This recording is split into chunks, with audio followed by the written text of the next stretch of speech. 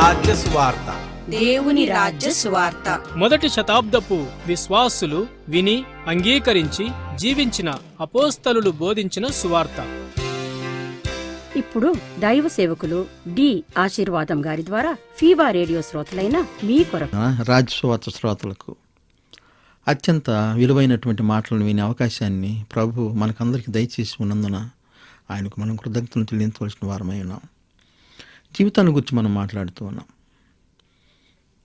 అది ఈ లోక సంబంధమైన జీవితం మాత్రమే కాదు, శాశ్వతమైనటువంటి జీవితం.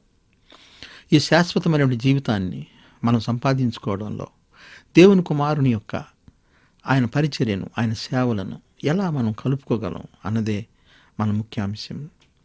యేసు యొక్క సహాయం లేకుండా జీవితాన్ని సరిగా జీవించడం సాధ్యం కాదు.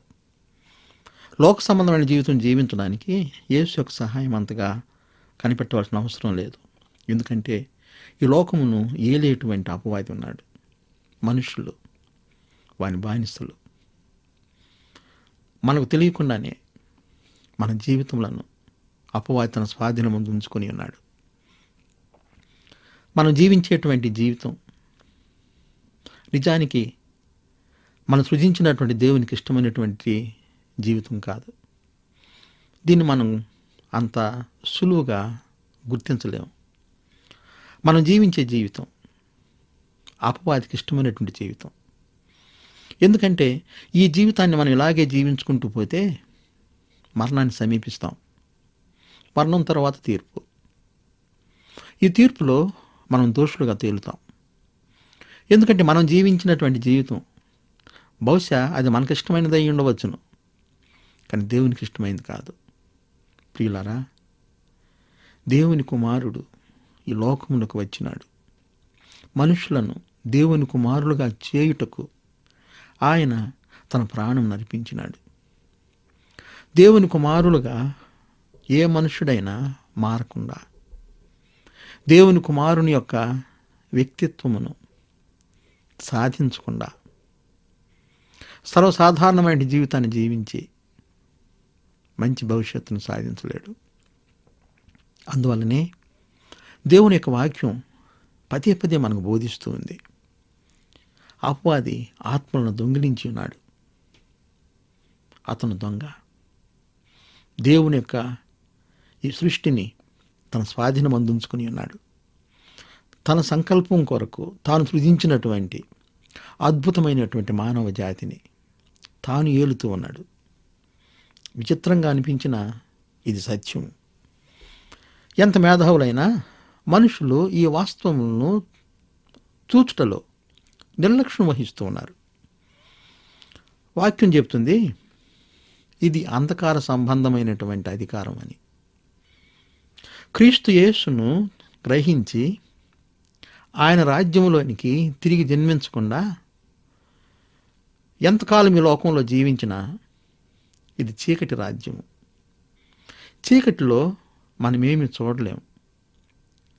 అపవాది ఏలుతూ ఉన్నటువంటి ఈ చీకటి రాజ్యంలో ఎవరు కానీ కంటికి కనిపించేటువంటి బాహ్యమును మాత్రమే దర్శించగలడు, కానీ కంటికి కనిపించినటువంటి అంతరంగ పురుషుణ్ణి చూడలేడు. అందుకే ప్రభు ఈ రీతిగా చెప్పినాడు.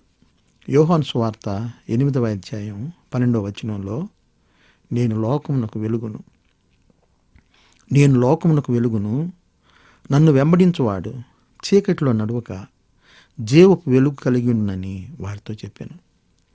ప్రియమైనటువంటి వారలారా, పాపము చేయు ప్రతివాడు పాపమునకు దాసుడని మనకు తెలుసును. పాపమనగా దేవునికి ఇష్టము కానిది మనకిష్టమై దానిని మనం జరిగించడమే. యోహాను రాసిన మొదటి పత్రిక 3వ అధ్యాయం 4వ వచనంలో ఆజ్ఞాతిక్రమము పాపమని వ్రాయబడి ఉంది. దేవునికి ఏది ఇష్టమో అది మనకిష్టము కాకపోతే మన ఇష్టానుసారంగానే కదా మనం జీవిస్తాం.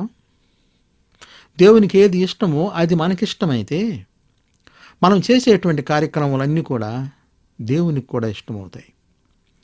కానీ దేవుని గురించి ఆలోచించగలిగేటువంటి వ్యవధి, అవసరత ఈ లోకంలో ఎంతమందికి ఉంది? నిరంతరము ఈ లోకమును గురించి ఆలోచించడానికి, ఈ లోకంలో ఉన్న సుఖాలను వెతుక్కోవడం కొరకే, ఈ దేహం యొక్క సమస్యలను పరిష్కరించుకోవడం కొరకే ఆయుష్కాలం అంతా ఖర్చు అయిపోతుంది.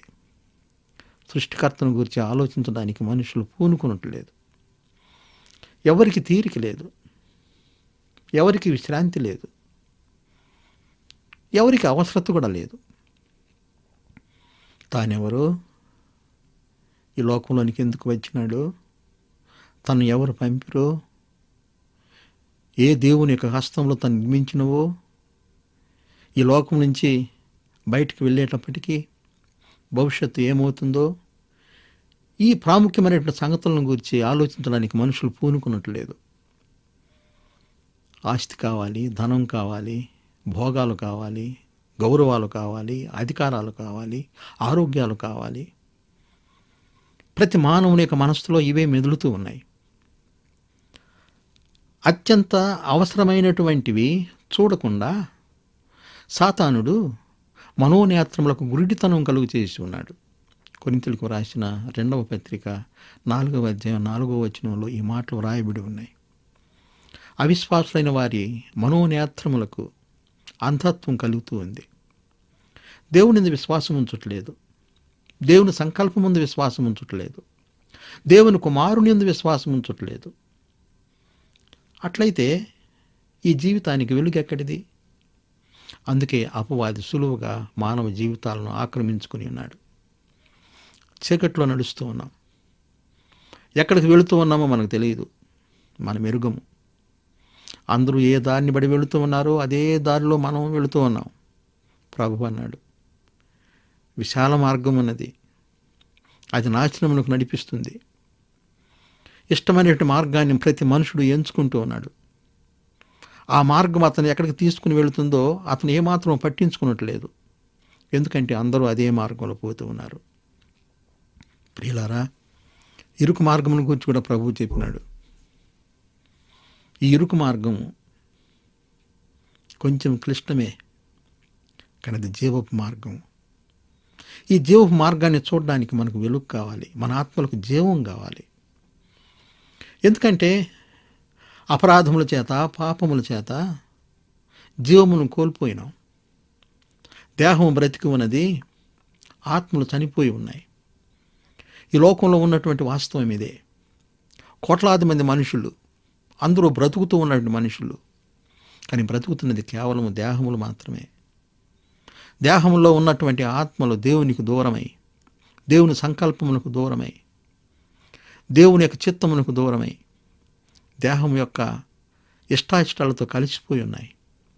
అందువలన ఈ చీకటి, ఆత్మ సంబంధమైనటువంటి ఈ చీకటి, ఈ నిర్జీవ సంబంధమైనటువంటి ఈ అశక్తత మరింత అంధకార సంబంధమైనటువంటి అధికారమునకు సులువుగా లోపడటానికి వీలై ప్రతి మనుష్యుడు తన పాపముల్లో తాను మరణిస్తూ ఉన్నాడు, తన పాపములో తాను క్షీణిస్తూ ఉన్నాడు, దేవుని ఎరగనటువంటి జీవితాన్ని జీవిస్తూ ఉన్నాడు, దేవునికి ఇష్టం కానటువంటి జీవితాన్ని ఇష్టంగా జీవిస్తూ ఉన్నాడు.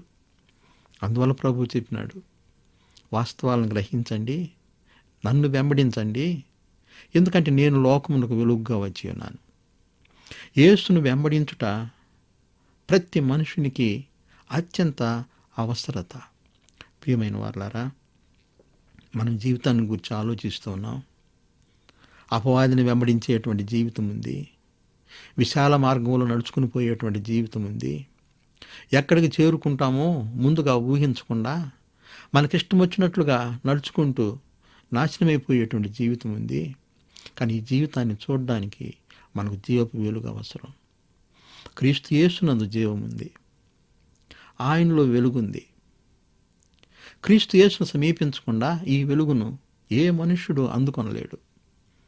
అందుకే లోకమంతయు ఏమి తిందుము, ఏమి త్రాగుదము, ఏమి ధరించుకుందుము అనేటువంటి ఈ ప్రాథమికమైనటువంటి ఆశల మధ్యన, నిరాశల మధ్యన ఊగిసలాడుతూ అత్యంత విలువైనటువంటి ఆత్మలను, దేవునికి సంకల్పము నెరవేర్చి శాశ్వత జీవమును, శాశ్వత లోకమును స్వతంత్రించుకొనవలసినటువంటి ఆత్మలను ఈ కారు చీకటిలో అపవాది యొక్క దాసత్వం క్రింద, వాని మోసము క్రింద, లోకానుసారముగా జీవించుట్లో ప్రతి మనుష్యుడు నష్టపోతూ ఉన్నాడు.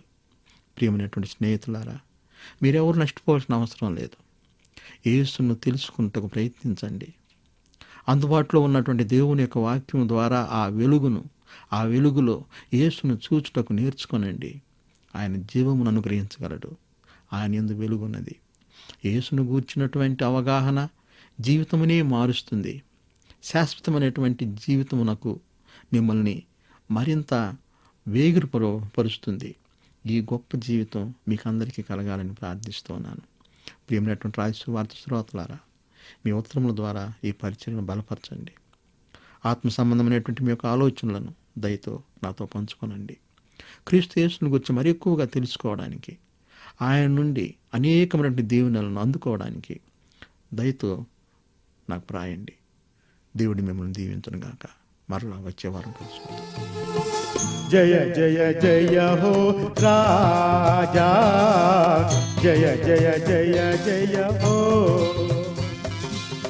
జయ జయ జయ జయ హో రాజా, జయ జయ జయ జయ హో. हो सन्ना जय, हे सन्ना जय, हो सन्ना जय, हे सन्ना जय, जय जय जय हो राजा, जय जय जय जय हो. Shalom shalom Elohim shalom, shalom shalom Adonai shalom, shalom shalom Adonai shalom, shalom shalom shalom Aleichem. Jaya jaya jaya ho Raja, jaya jaya jaya jaya ho.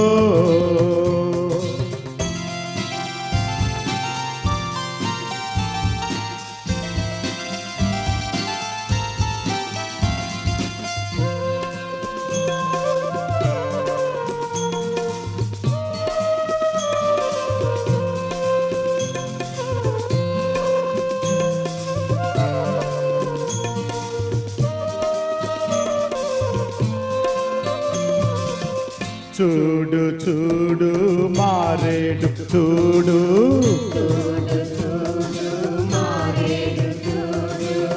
గజబమేకి విజయోత్సవముతో,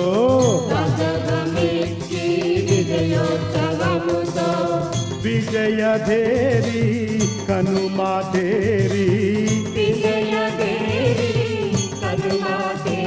ఇంతవరకు మీరు విన్న రాజ్య సువార్త సంగతులను దయతో ఆలోచించగలరు.